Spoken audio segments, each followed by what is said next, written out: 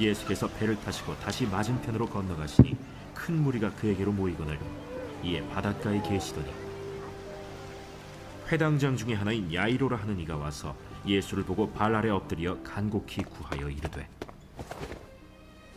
내 어린 딸이 죽게 되었사오니 오셔서 그 위에 손을 얹으사 그로 구원을 받아 살게 하소서. 이에 그와 함께 가실새 큰 무리가 따라가며 애워싸 밀더라.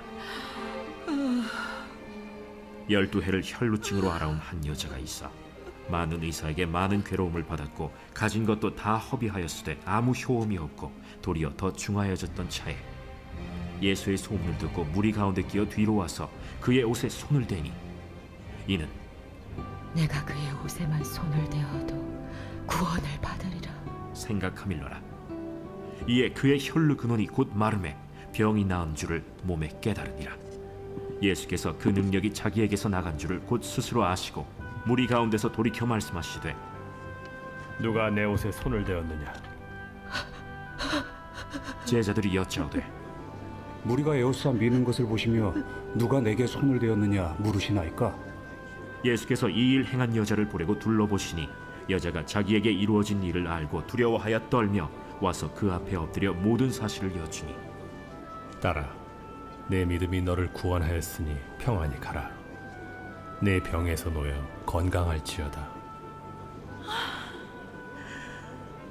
아직 예수께서 말씀하실 때 회당장의 집에서 사람들이 와서 회당장에게 이르되 당신의 딸이 죽었나이다. 어찌하여 선생을 더 괴롭게 하나이까? 예수께서 그 하는 말을 곁에서 들으시고 회당장에게 이르시되 두려워하지 말고 믿기만 하라. 하시고 아멘. 네, PPT 띄워주세요. 네, 지금은 쉽게 볼 수 없지만 올해 PPT 띄워주세요. 오래전에는 집집마다 펌프를 통해서 물을 길어 마시던 그런 때가 있었습니다. 근데 사람이 아무리 힘센 사람도 이 펌프질을 열심히 해도 이렇게 물을 얻을 수 없었는데 딱 하나 뭔가 행동을 하면 그 펌프에서 물이 샘솟듯 폭포수 같이 나오게 되는데요. 이 펌프질을 할 때 반드시 마중물이라는 것이 있어야 했다고 합니다. 같이 한번 따라해 볼까요? 마중물. 네, 이 물 한 바가지를 이 마중물을 펌프에 넣고 열심히 펌프질을 하면 놀라운 일이 생기는데 아무리 열심히 처음에 펌프질을 해도 나오지 않던 물이 이 마중물 한 바가지를 넣었을 때 조금 전까지 물이 나오지 않던 그 펌프에서 엄청난 물이 쏟아져 나오기 시작합니다. 이런 모습을 보며 어린 아이들이 뭔가 신기하고 놀라워했다고 하는데요. 이처럼 그와 비슷한 원리로 일어나는 사건이 오늘 말씀에 나타납니다. 예수님께서는 오늘 나오는 한 여인의 작고 단순한 믿음이라는 이 마중물을 통해서 그를 따르는 많은 사람들에게 놀라운 사건을 보여주신 것이죠. 또한 우리가 아무리 힘들고 어려운 상황 가운데 있을지라도 믿음의 마중물을 우리 마음속에 담으라고 하는 것이 바로 도전하는 말씀이 오늘의 말씀의 주제라고 말할 수 있습니다. 오늘 말씀을 살펴보면 이 야이로라는 회당장의 딸이 죽게 되었습니다. 근데 그 딸이 죽게 돼서 이제 체면불구하고 회당장이 와서 예수님께 무릎을 꿇고 내 딸을 살려주세요 하고 이야기를 하는데요. 그 요청을 받아들인 예수님이 이제 야이로의 딸을 살리러 가는 도중에 일어나는 사건입니다. 근데 야이로의 딸을 살리러 가는 도중에 누굴 만나게 되냐면 한 여인을 만나게 됩니다. 근데 야이로의 이야기 가운데 중간에 끼어든 이 여인의 이야기는 특별한 의도가 있기 때문에 성경의 저자가 여기에 포함을 시켰다라는 것을 우리가 좀 생각하면서 같이 한번 보도록 하겠습니다. 이 여인에 대해서 한번 소개해 볼까요? 이 여인의 사정을 살펴보면 너무나 딱합니다. 왜냐하면 12년 동안이나 혈류증이라는 부정한 병을 앓고 있었기 때문이죠. 혈류증이라는 병은 레위기 15장에 보면 뭐라고 말하면 부정한 병이라고 말합니다. 같이 한번 따라해 볼게요. 부정한 병. 네, 여기서 부정하다라는 것은 어떤 의미일까요? 네, 이 여자가 부정할 뿐만 아니라 첫 번째, 이 여자가 부정합니다. 이 여자 자체가 부정해요. 그리고 이 여자가 누군가를 만지면 어떻게 돼요?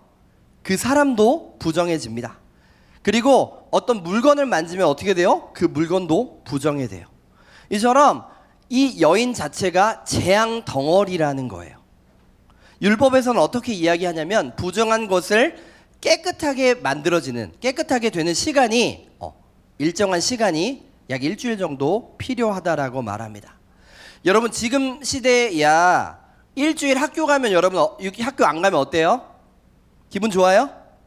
네, 별로 기분 안 좋은가 봐요. 네, 독감에 걸리면 어때요? 뭔가 아픈데 네, 기분이 좋아요. 그리고 고3 학생들은 맨날 12시에 밥 먹고 집에 가거든요. 네, 집에 가요. 요즘에. 그래서 기분이 좋아요? 어때요? 좋아요? 싫어요? 네, 좋아요. 근데 고대 사회에서 대부분의 사람들이 어떻게 생활했냐면 하루 벌어서 하루 먹고 사는 그러한 사람들이 대부분이었어요. 그러니까 어떻게 해요? 이 여인을 만나서 부정해지면 어떻게 돼요? 일주일 동안 돈을 벌 수가 없어요. 네, 굶는 거예요, 그냥. 그렇기 때문에 큰 경제적인 타격이 오기 때문에 부정한 사람이 나를 만지면 나도 부정하게 되기 때문에 생계를 유지할 수 없었다라는 것이죠. 그래서 부정한 사람들은 이 성문 밖에서, 그러니까 격리된 상태에서 분리된 상태에서 이 사람들은 살았다라는 것이죠. 근데 이 여인은 몇 년이나 그랬대요? 12년이라는 긴 세월 동안 부정한 병을 가졌다는 건 완전히 사회에서 철저히 격리가 되었다라는 거예요. 완전히 주변 사람들이 아무도 없고 부정한 사람들끼리만 살면서 이 사회와 완전히 단절된 상황이었다라는 것이죠. 근데 여러분 이 여인의 이야기를 살펴보면 이 여인이 얼마나 자기의 병을 낫기를 간절히 바랬을까요? 그 여인이 얼마나 노력했는지 26장의 말씀을 통해서 알 수 있는데요. 같이 한번 26장의 말씀 함께 읽겠습니다. 시작. 많은 의원에게 많은 괴로움을 받았고 있던 것도 다 허비하였으되 아무 효험이 없고 도리어 더 중하여던 자에. 이 여인은 당시에 유명한 의사란 의사는 다 찾아가서 내 병을 낫게 해달라고 얘기했을 거예요. 그치만 어때요? 그 많은 노력에도 불구하고 이 많은 의사들이 이 여인을 더 어떻게 했다? 고통스럽게 했다라고 말합니다. 여러분 이 당시에는 약이 있었을까요? 뭔가 감기약 이런 거 있었을까요? 네, 그런 게 없어요. 이 병에 걸리면 어떻게 했냐면 이상한 동물의 변을 말린 것을 이렇게 먹는 것이 대부분의 고대 사람들의 특징이었다라고 말해요. 당시에는 약이 발달이 안 됐기 때문에 이렇게 이거를 물에 타서 갈아서 먹으면 나을 거다라는 그러한 미신과 속설과 이런 것들이 있었다고 합니다.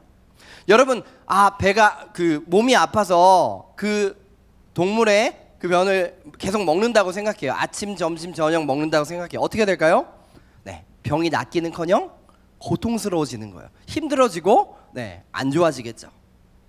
그러면서 계속 이 여인이 의사들을 찾아다니고 그 똥물만 먹고 뭐 그렇게 있다 보니까 계속 있다 보니까 돈도 떨어지고 이제 어떻게 해야 할지 모르는 상황 가운데 지금까지 이루어진 부분이.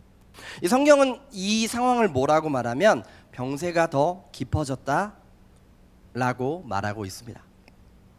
여러분 그녀의 몸에 더 깊어지는 병으로 인해서 날마다 고통 가운데 살아가는 이 여인의 모습을 한번 상상해 봅시다. 근데 주변에 옆에 가족이라도 있으면 어때요? 위안이 되죠. 여러분 아플 때 부모님의 한마디가 때론 위안이 되고 부모님의 따스한 손길을 느낄 때가 우리가 아플 때 좀 힘들 때 그럴 때잖아요.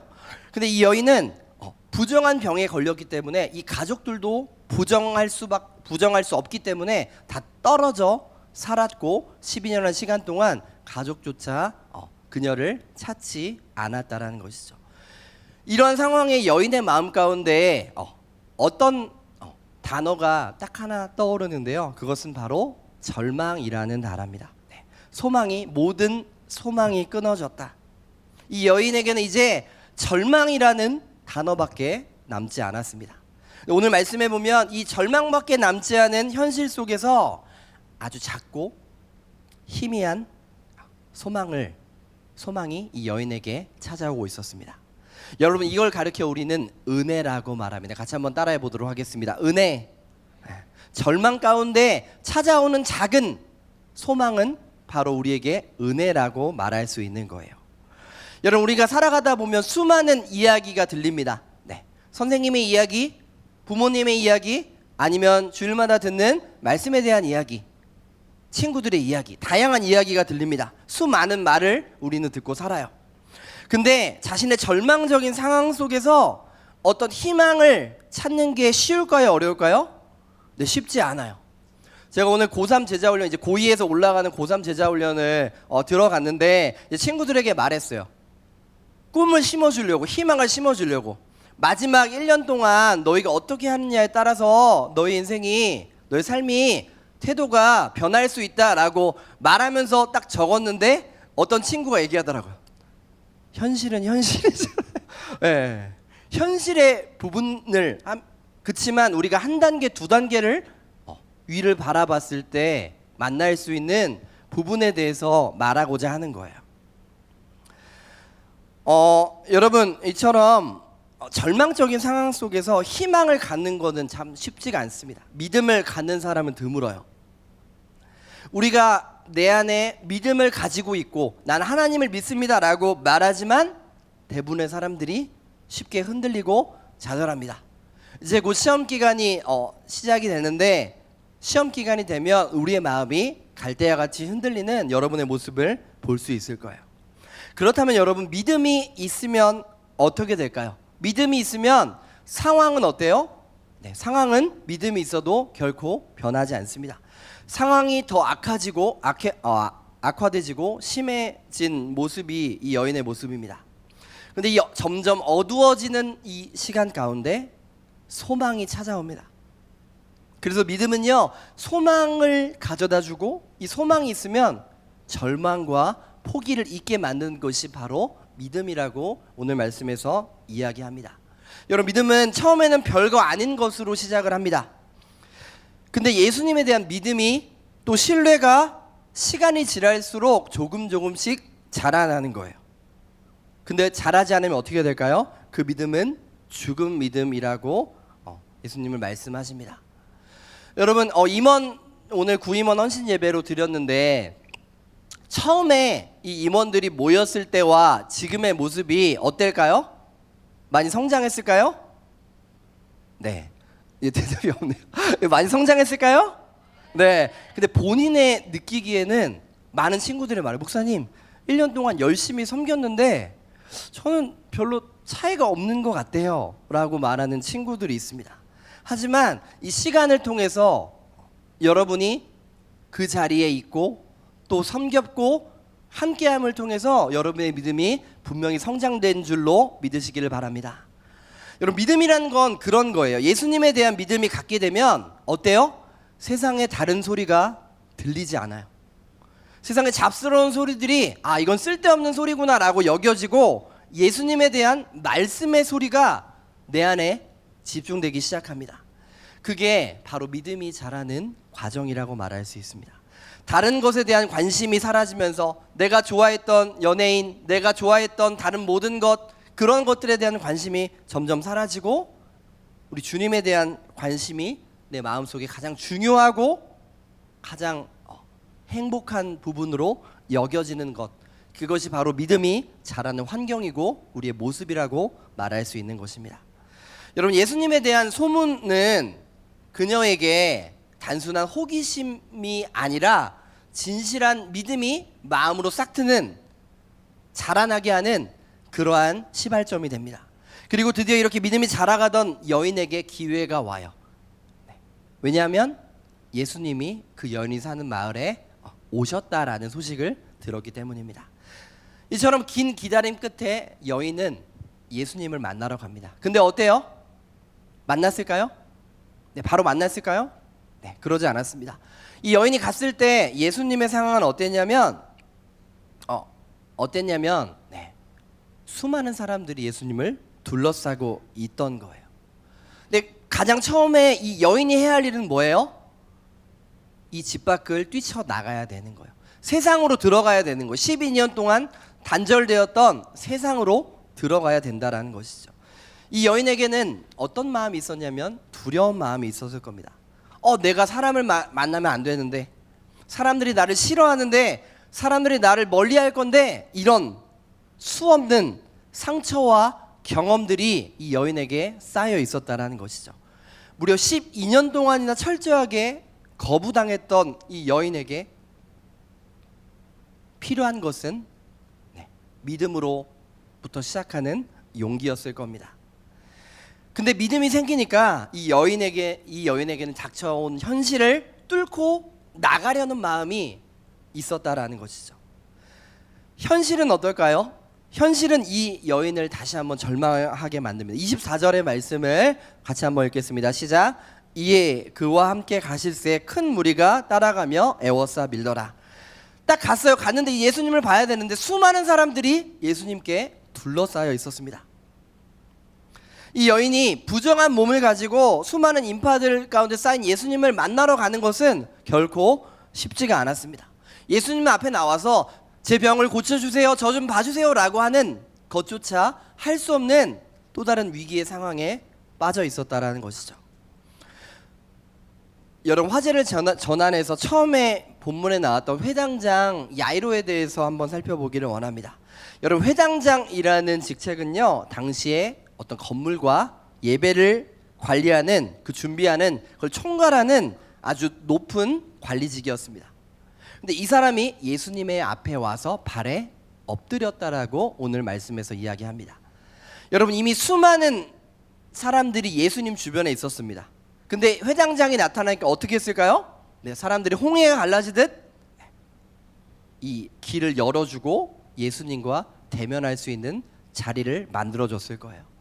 그러자 회당장과 달리 이 부정한 여인은 어때요? 그런 상황이 되지 못합니다. 이 여인은 포기하는 것이 아니라 이렇게 생각합니다.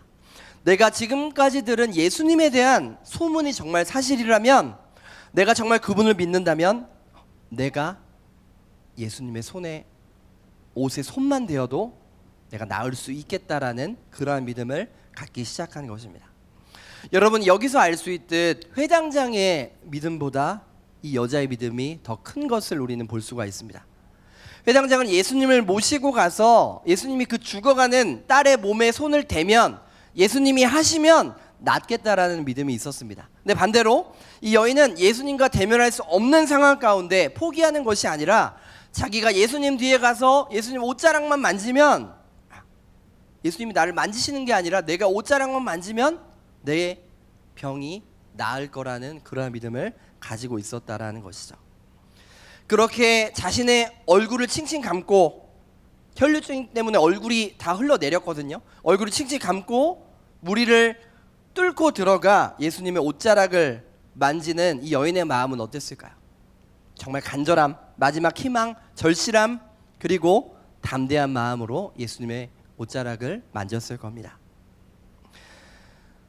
그때 우리가 오늘 말씀해 봤던 놀라운 일이 일어납니다. 이 여인이 스스로 12년 동안 자신의 고통 가운데 있었던 혈루증의 그 근원이 사라지게 됩니다. 이 놀라운 경험을 이 여인이 했다라는 거예요. 여러분, 이 여인은 어떤 감정을 느꼈을까요? 처음에는 큰 기쁨을 누렸을 겁니다. 드디어 내 병이 낫게 되었구나. 하지만 며칠 지나지 않아 어떤 마음이 들었을까요? 두려움이 찾아옵니다. 이거 어떡하지? 어떻게 감당하지? 이런 마음이 분명히 찾아왔을 거예요. 무슨 말이냐고 하면 이 여인은 부정한 여인입니다. 아까 전에 말했죠? 이 부정한 사람이 부정한 사람을 만지면 어떻게 돼요? 이 사람도 부정해집니다. 근데 몰래 와서 누굴 만졌어요? 예수님을 만진 것이죠. 근데 이 여자가 만지면 예수님은 어떻게 돼요? 부정해질까요? 네, 부정해지지 않으십니다. 여러분, 예수님이 이미 자신의 몸에서 특별한 만짐을 통해 능력이 나간 것을 알고 계셨습니다. 기대와 다르게 급하게 야이로의 집에 가던 발걸음을 멈추시고 돌아보십니다. 그리고 누가 나를 만졌냐라고 물어보시는 거예요. 여러분, 예수님은 수많은 사람들의, 군중들의 밀침과 터치를 받고 계셨습니다. 하지만 그 수많은 만짐 속에서 뭔가 특별한 만짐을 느끼셨다라는 것이죠. 그것이 뭐예요? 믿음의 터치였다라는 겁니다. 이 믿음의 터치를 통해서 예수님의 치유의 능력이 그 여인에게 전달되었다라는 거예요. 사랑하는 여러분, 우리가 이 자리에서 지금 이 자리에서 똑같이 예배를 드리고 찬양을 하고 말씀을 듣지만 또 기도하는 것 같지만 다 같은 것 같지만 그렇지 않습니다. 우리는 기본적으로 종교적인 특징을 갖고 있어요. 그냥 예배를 드리면 내 마음이 평안해지겠지. 예배를 드리면 내가 괜찮아지겠지. 이런 마음이 있습니다. 하지만 이 여인의 절실함, 간절함, 이 갈급함, 그것이 오직 예수님만으로 채워질 수 있다라는 그런 분명한 믿음, 그 믿음이 다른 만짐과 다른 결과를 오늘 보여주고 있는 것입니다. 근데 여기서 이야기는 끝이 나지가 않습니다. 여러분, 놀라운 것은 예수님께서 이 여인을 불러 세우세요. 불러 세우시고 무대의 중심으로 세우십니다. 그냥 만져서 치유됐다라고 끝나는 것이 아니라 부르셔서 수많은 사람들 가운데 세우셔서 말씀하십니다. 33절의 말씀인데요, 같이 한번 읽도록 하겠습니다. 여자가 제게 이루어진 일을 알고 두려워하여 떨며 와서 그 앞에 엎드려 모든 사실을 여짜온대. 여러분, 이 여인은 그냥 예수님을 만지고 조용히 사라지려고 했습니다. 하지만 예수님은 이 여인을 불러 세우셔서 말씀하십니다. 이 여인의 마음이 어땠을까요? 예수님과 눈을 쳐다보는 그 여인의 모습이 움직일 수도 없고 두렵기도 하고 너무나 떨린 모습으로 예수님을 바라봤을 겁니다. 근데 예수님은 이 여인을 그대로 내버려 두지 않으십니다. 이 여자가 이 놀라운 사건들이 선포하게 만드신 다음에 이렇게 말씀하십니다. 34절의 말씀을 제가 읽겠습니다. 예수께서 가라사대 따라 내 믿음이 너를 구원하였으니 평안히 가라 내 병에서 놓여 건강할지어다. 예수님이 나에 대한 믿음이 너의 병을 낫게 했다라고 말씀하시는 거예요. 그리고 너는 이제 평안히 가라라고 말씀하십니다. 여러분, 불안한 마음 때문에 12년간을 편하게 살지 못했던, 한 번도 평안히 그 화평을 누리지 못했던 이 여인에게 예수님에 대한 믿음이 이 병을 낫게 했다라고 위로해 주시며 많은 사람들 앞에서 공포를 해 주십니다. 여러분, 처음에 말했던 이 마중물에 대해서 한번 생각해 볼까요? 여러분, 믿음의 마중물이, 이 작은 우리의 믿음이 한 바가지 부어질 때 예수님은 이 펌프를 통해서, 예수님이란 펌프를 통해서 놀라운 폭포수와 같은 물이 생겨납니다. 이 차오르는 여인의 기쁨과 감격이, 이 여인에게 찾아오는 이 작은 믿음 하나가 지금 우리에게까지, 지금 이 시대를 살고 있는 우리에게까지 들려지고 있는 거예요. 예수님은 이 여인을 불러 세우신 이유가 무엇일까요? 이 여인이 바로 너희들의 믿음의 본보기라는 겁니다. 본받을 만한 믿음의 사람이 여기 있다라는 거예요. 여러분, 이 여인이 만약 그냥 갔으면 어땠을까요? 예수님은 참 놀라운 분이시다, 대단한 분이시네 라고 끝났을 겁니다. 한 번의 해프닝으로 끝날 수 있는 상황을 예수님께서는 이 여인을 데려다가 고백하시면서 확실히 알게 해주십니다. 예수님의 관심은 병을 낫는 것에 있고, 그런 것에 있는 것보다 더 중요한 것은 이 여인의 믿음을 세우시기 원하셨다라는 겁니다. 여러분, 예수님에 대한 믿음이 내 삶을 변화시켰다라고 말할 때 우리의 믿음은 비로소 자라게 됩니다. 우리의 믿음은 견고하게 됩니다. 이 믿음이 확고한 이 여인의 삶 가운데 성경에 나와 있지 않지만 이후의 삶은 하나입니다. 그가 겪었던 12년의 힘든 상황보다 더 큰 시련과 또 다른 어려움 앞에서 이 여인은 이 믿음을 결코 놓치지 않았을 겁니다. 왜냐하면 이 예수님과 만난 그 사건 때문이죠. 이처럼 믿음의 고백이 있고, 그 고백을 여러분의 믿음이 친구들이 같이 축복하고 함께함을 통해서 우리의 믿음은 점점 자라날 수 있는 겁니다. 오늘 35절과 36절의 말씀을 함께 읽어보도록 하겠습니다. 아직 말씀하실 때 회당장의 집에서 사람들이 와서 가로되 당신의 딸이 죽었나이다. 어찌하여 선생을 더 괴롭게 하나이까? 예수께서 그 하는 말을 곁에서 들으시고 회당장에게 이르시되 두려워 말고 믿기만 하라 하시고. 여러분, 예수님의 능력을 경험하지 못한 회당장 야이로의 모습을 한번 살펴볼까요? 그 집에서 예수님을 기다리다가 사람들이 찾아옵니다. 제 딸이 벌써 죽었습니다. 이 소식을 들은 사람들이 이제 말하는 거죠. 더 이상 예수님을 괴롭게 하지 마십시오. 이 사람들은 예수님에 대해서 어떻게 생각하냐면 이 아이가, 이 딸이 살아 있을 때는 예수님이 고치실 줄 알았지만 이미 죽었기 때문에 예수님을 고칠 수 없을 거다라고 생각했던 것입니다. 예수님께서 어린 딸의 죽음 앞에 절망에 빠진 야이로에게 뭐라고 말씀하셨을까요? 아까 전에 읽은 36절의 말씀처럼 두려워 말고 믿기만 하라라고 말씀하십니다. 이게 무슨 말이냐면 너에게 벌어진 상황 때문에 두려워하지 말고 네 믿음을 내 앞에 엎드려서 나를 데려갔던 믿음, 처음 와서 나를 만난 그 믿음을 그대로 유지하라는 겁니다. 죽어가는 딸 위에 손을 얹으면 딸이 살아날 거라고 말했던 그 믿음을 포기하지 말고 계속해서 살아가라고 주님은 말씀하시는 거예요. 믿음을 끝까지 붙잡고 밀어붙이라고. 우리의 믿음이 쓰러졌을 때 예수님은 이거 나를 사랑하시지만 내 인생을 변화시킬 수는 없어. 예수님은 나를 너무나 귀하게 여기시지만 내 이 절망과 힘듦을 주님은 건져낼 수 없어라는 그 믿음이 없어질 그 상황 가운데 우리 믿음을 놓지 말라고 말씀하시는 겁니다.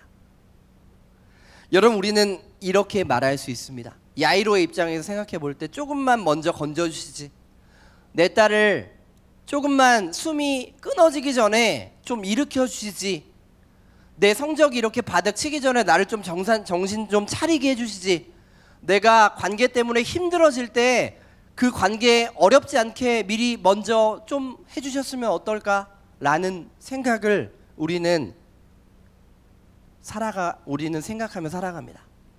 근데 예수님은 생각은 어떤가요? 우리의 생각과는 다르다라고 말씀하십니다. 여러분, 오늘 말씀에 나왔던 12년이라는 것은 숫자는 성경에 나오는 완벽수 중에 하나입니다.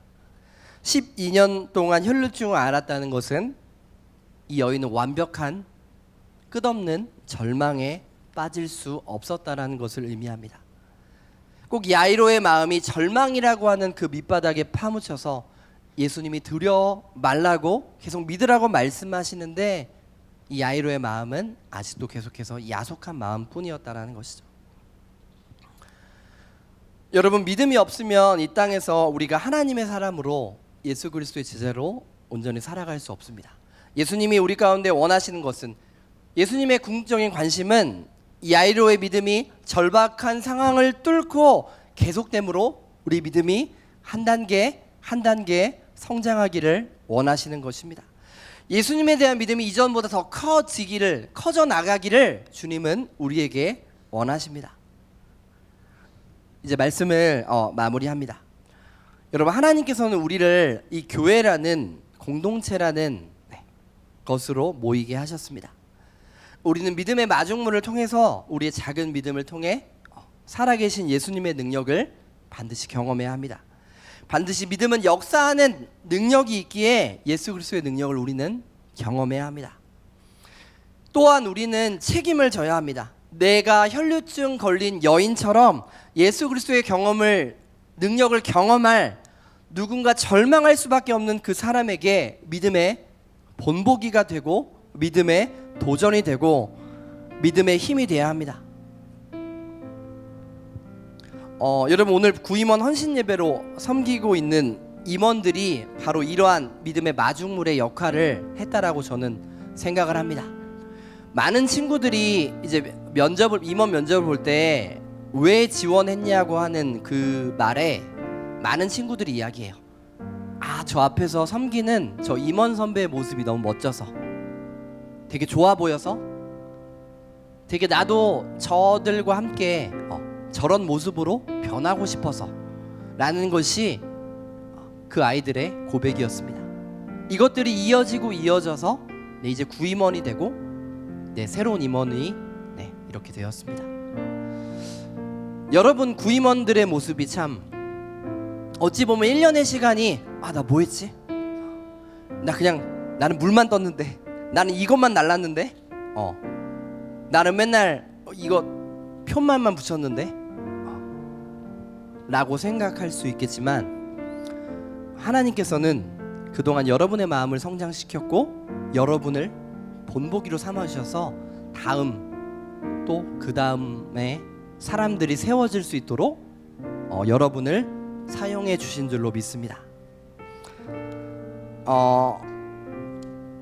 한 명 한 명 이렇게 봤을 때 이 구임원의 모습들을 봤을 때 정말 힘들어도 버텨내고 얘가 다운되면 제가 다른 애들이 채워주고 힘겨워도 끝까지 해내는 그런 모습을 보면서 믿음은 보이지 않지만 분명 여러분의 믿음이 자라나고 있고 또 더욱 견고하게 세워질 줄로 믿습니다.